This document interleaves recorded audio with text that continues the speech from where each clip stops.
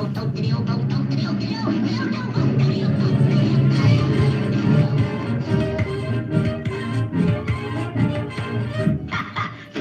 funny.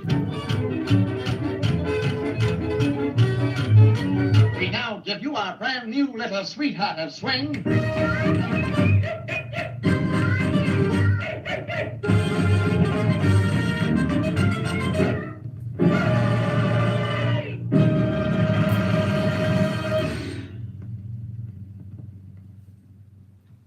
You're listening to Stay Tuned, the show for animation lovers, recorded live on YouTube and also streaming on Patreon.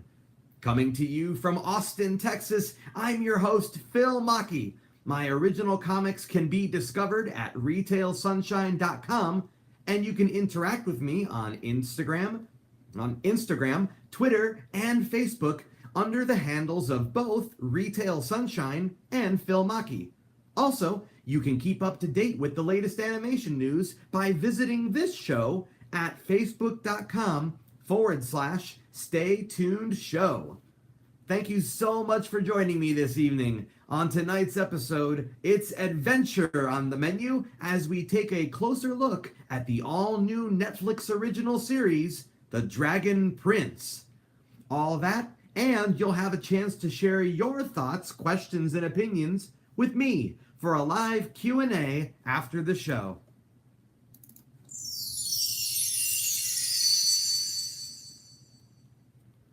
Growing up as a stepchild can be rough. You may feel like no one understands you as you try to find your place in a strange family.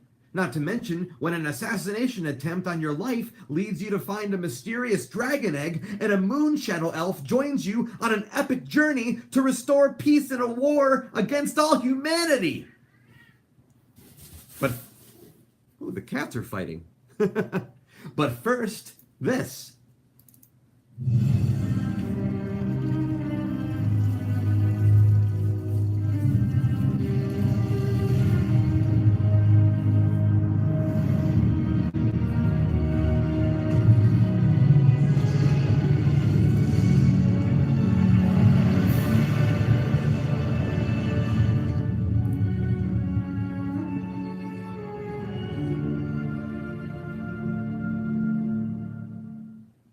These days, it's admirable to create something new, to put aside the remakes and reimaginings.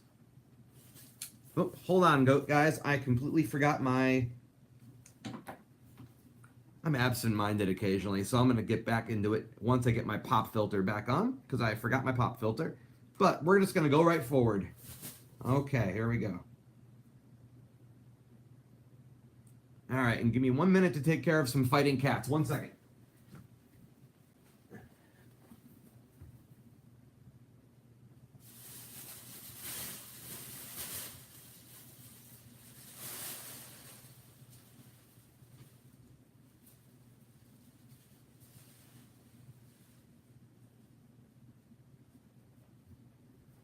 Okay, sorry about that. I've got a bunch of crunchy paper in the next room, and some cats were fighting on it, and it was making noise, and this is a podcast after all, so I don't want crunchy paper sounds. Okay, back to the show. Here we go. These days, it's admirable to create something new, to put aside the remakes and reimaginings and venture out into the unknown.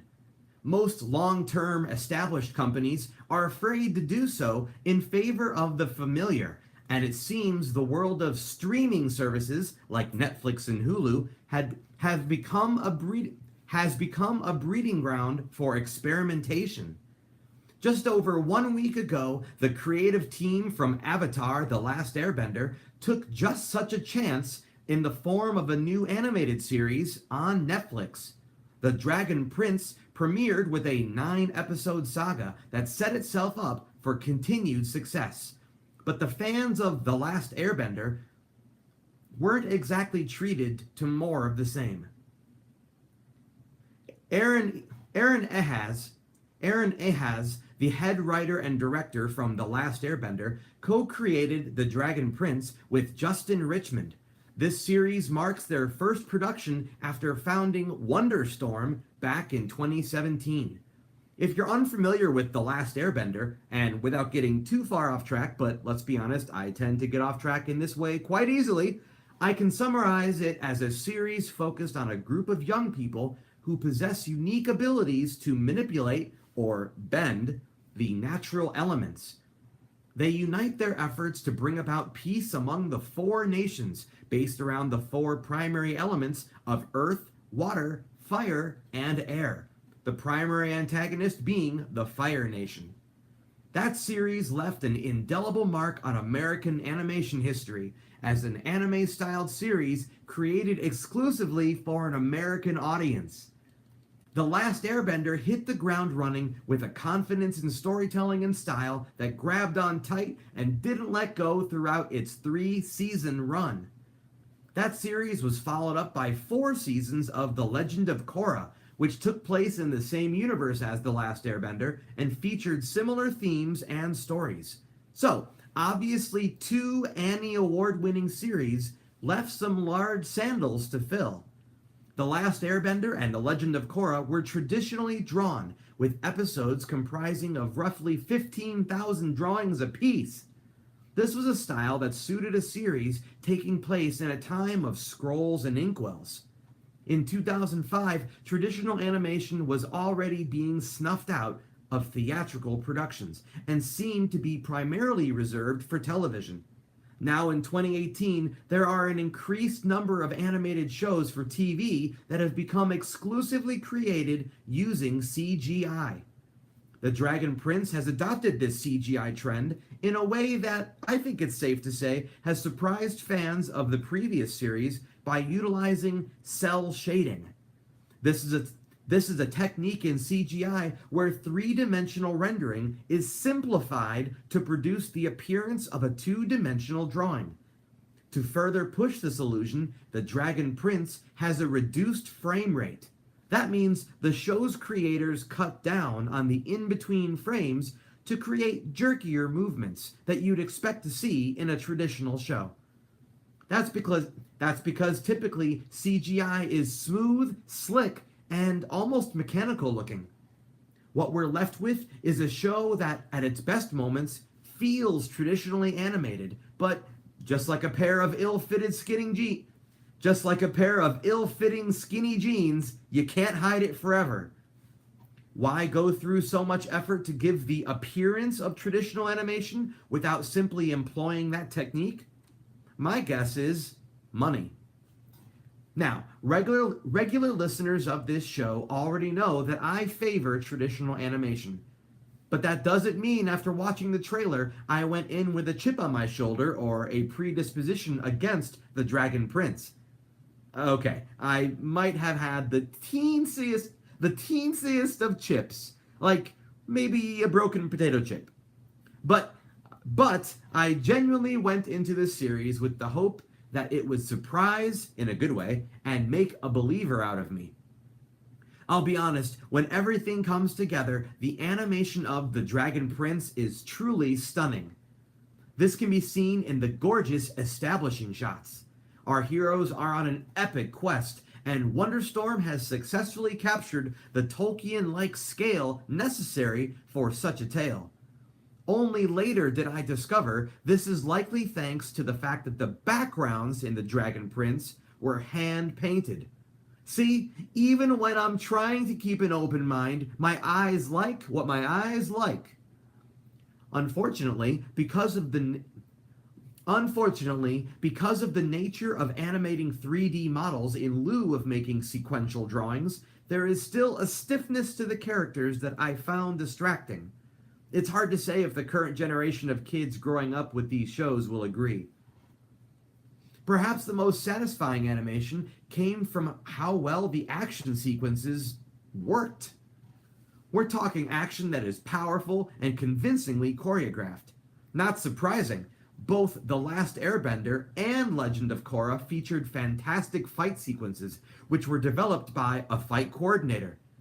But it was during periods of lengthy exposition and character development that the animation in The Dragon Prince was at its most distracting for me. It almost has the appearance of the cut sequences from a modern video game. This isn't a coincidence either.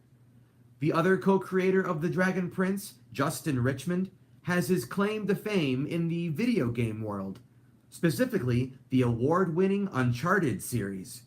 In a recent article with Inverse, the creators of the show explained that these first 9 episodes are a small piece of a larger picture, a picture that is already being developed and expanded into a video game. Richmond says, quote, "One of the things we really love about the style of the show is it's something that allows us to replicate the look of anime without having to hand draw every frame," end quote. So, when you couple their larger marketing plans involving video games with the desire to produce a series quickly and effortlessly, it's not hard to understand why this animation style was chosen. Who's to say the character models used for the series couldn't be instantly retrofitted to a video game? It's an economical approach that was no doubt informed by the cost from making their last shows. Thankfully, there is still plenty of substance to make the journey worth taking. The incredibly ambitious story goes as follows. Elves, dragons, and humans all live together in Zadia, a land filled with magic. This magic is derived from 6 primal sources. Not surprising when we consider similar elemental aspects of The Last Airbender and Legend of Korra, right? Not surprising when we consider similar elemental aspects of The Last Airbender and Legend of Korra, right?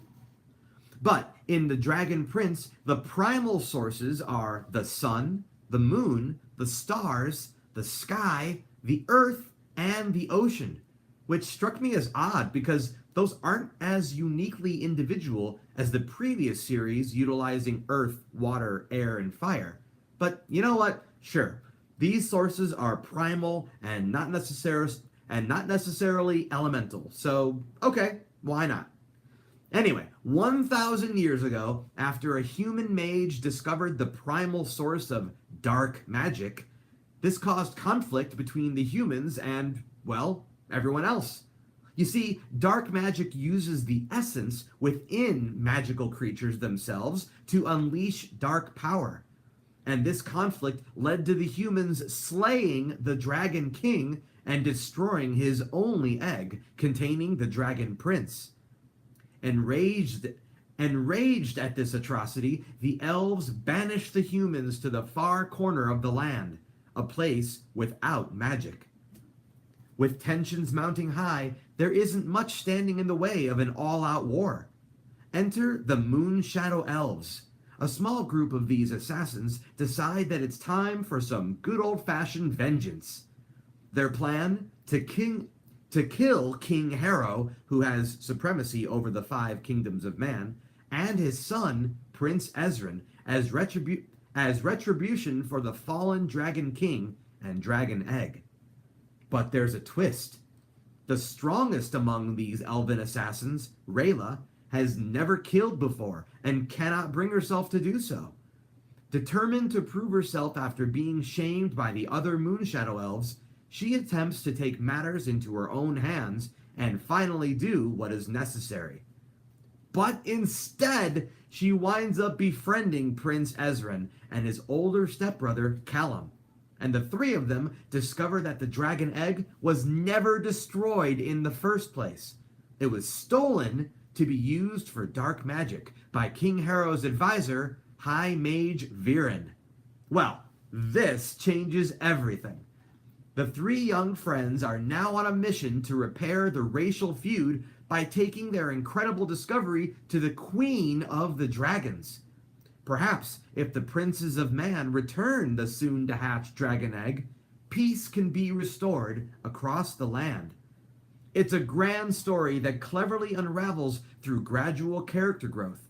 I found myself truly along for the ride about halfway through this first batch of episodes. I mentioned the incredible sense of scale earlier, and this I mentioned the incredible sense of scale earlier, and that is absolutely thanks in part to the music. Composed by Frederick Weidman, the haunting theme that begins each episode is beautifully echoed throughout the series. The score carries with it a persistent sense of urgency which underpins the critical task our heroes face. No doubt, Weidman's previous experience scoring animated films such as DC Comics' Death of Superman and Gotham by Gaslight have prepared him for a series with intense action sequences. Where does this series lose its footing? Well, from the moment I was introduced to the Dragon Prince, something that struck me as odd was the character design. Over the course of the 9 episodes, I came to further appreciate each character for their own individual aspects, but I believe this had more to do with the writing and vocal performances. The character design isn't bad, but many of the faces seemed far too similar to one another, which can make keeping track of who's who challenging. In anime, it's not uncommon during end credit sequences for illustrations to adorn the screen. Often, these drawings provide insight into parts of the story we didn't see. The same is true here, but the problem with that aspect of the Dragon Prince is that we are shown what these characters would look like had they been hand-drawn instead. Suddenly, the character designs made more sense to me, and I could fully appreciate how the CGI models were derived. This is my biggest problem with the show, because in truth, the animation continuously pulled me out of the story just as I got pulled in. Which brings me to the dialogue. The Dragon Prince doesn't outwardly state when it takes place, but it's clear from the setting that it is going for medieval themes and echoes The Lord of the Rings in this way. Period pieces can be challenging, particularly when trying to make your characters relatable for a modern audience. Attempts at humor are typically forced and unnecessary. More importantly, connections to modern-day phrases are awkward and out of place. This ranged from the repeated use of "say hello to my little friend" to the elven character Rayla using air quotes, which, as I understand it, weren't used any earlier than the 1900s. Lastly, there's the brother-sister pair of Soren and Claudia. Somewhere between the way these two are written and how they're performed, it remains unclear as to what they are. Are they bumbling henchmen? Are they bumbling henchmen? Are they dastardly villains? Claudia is adept at using dark magic, but she also seems to be incredibly absent-minded. Soren means well, but is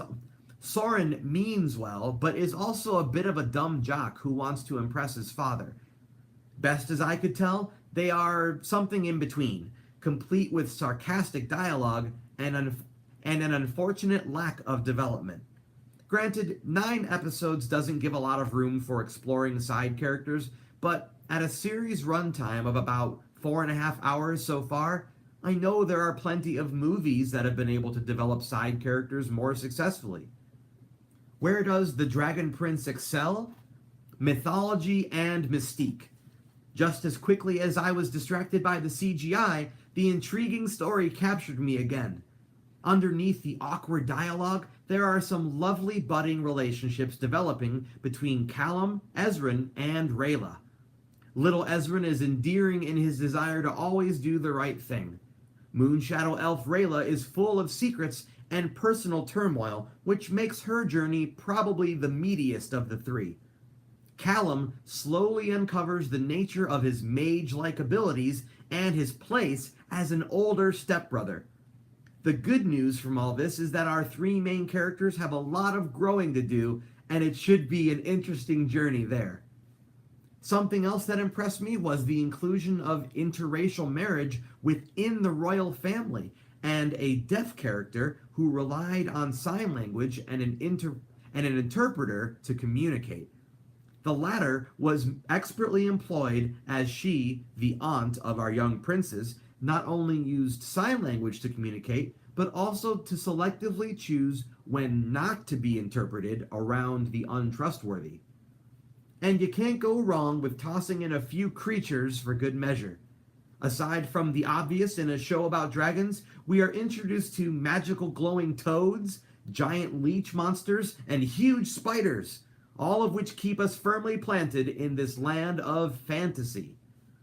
As I mentioned before, Avatar: The Last Airbender set the bar very high with a profoundly written show that featured depth of character and spiritual maturity in a unique setting both foreign and familiar. The Dragon Prince is a tad slow out the gate, but I believe the proper elements, no, not those elements, are there for something unique and memorable. The mythology is intriguing, the settings are inviting, and the atmosphere is clearly important to the filmmakers, which enriches the experience for us. My favorite vocal performances have got to be coming from Jack DeSena as Callum and Paula Burrows as Rayla. Sena provides the right amount of innocence and defiance to round out the young mage-to-be, and Burrows' interpretation of the sprightly Moonshadow elf is so perfectly matched to her character that I couldn't imagine anyone else playing it better. This could be due to her believable performance as a young, headstrong teenager, or it may have something to do with her captivating Scottish brogue, but I'll never admit to that. Nope, and you can't make me either. It's only been 9 episodes, so there is still a lot of room for development, and I believe once that happens, Wonderstorm will have a real gem on their hands. The show's creators have already made it clear they are trying to be economical with the animation, but I wonder, at what cost in quality? By the time I reached that 9th episode, I found myself really wanting to see what would happen next, so that's a good sign. Let's hope enough people feel the same way so that this series can have a proper chance to develop those newborn dragon legs. Of course, the big question here is it worth your time? The story throws a lot at you in a relatively short period, but by the 3rd episode, everything seems to gel and pick up. People who stick with it will find the payoffs are certainly there, with likely more to come. This is especially true as the first run wraps up. Major characters reveal additional secrets, and an early hatching of that dragon egg satiates the curiosity of its contents. Is it a worthy successor to The Last Airbender? Right now, there are certainly some rough edges that require smoothing. Bottom line, if you enjoy epic fantasies with elves, dragons, and magic, there's not much competition for the Dragon Prince. And if the results of The Last Airbender and Legend of Korra are any indication, I think we're in store for a truly unique experience to come.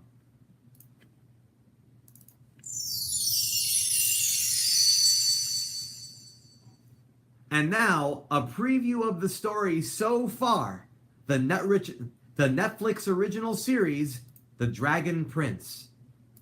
War is full of uncertainty. We strike when the moon is highest. Moonshadow elves are dangerous elite fighters. Can't you just make peace with them? It's not that simple. There's history of wrongs on both sides. Humans cut down the king of the dragons and destroyed his only egg, the Dragon Prince. Justice will not be denied. You need to see something. This changes everything. Maybe it could stop the war. It's up to us now. We have to return this egg to Zadia. Get out there and find them. Well, I'm gonna find a way to stop them. After all, unstoppable is just another kind of stoppable. No, that's not really right.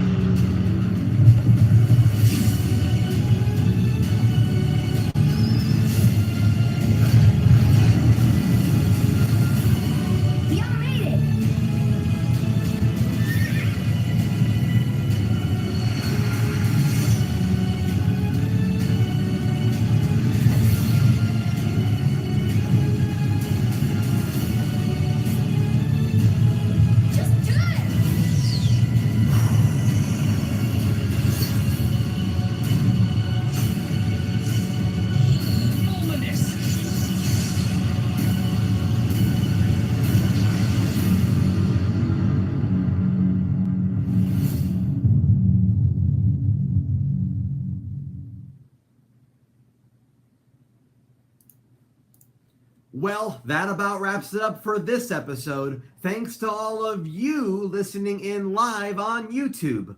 And say, if you enjoyed the show and would like to listen anytime, why don't you join me over on Patreon at patreon.com/Phil Machi and become a subscriber today. Not only are there cool rewards, but you can also stream this show anytime you like, which means never missing an episode. I've been Phil Machi, you've been a wonderful audience, and until next time, keep those eyeballs peeled, those ears open, and be sure to stay tuned.